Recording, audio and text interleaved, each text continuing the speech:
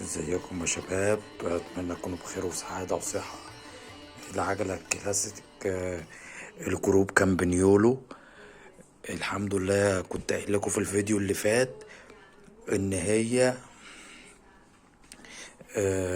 كنت مطلعها من الكرتونه، يعني كانت جايب الكراتين وبعد كده ايه، قلت لكم هفكها وهوريها لكم في الفيديو. اهي خلصت، هنفرجكم على كل التفاصيل.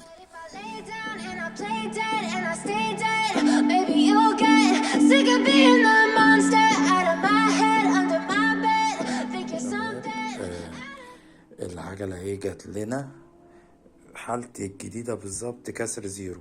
هنبتدي نوريكم كل جزء فيها ونبتدي، يلا بينا. ايه العجلة اللباني دي؟ ايه اللي انت بتقوله ده يا عم؟ في ايه؟ دي عجلة كلاسيك، مش اي حد عارفها. لباني ايه؟ انت مش عارف اي حاجة في العجل. تحسها واقعة في صفار بيضة.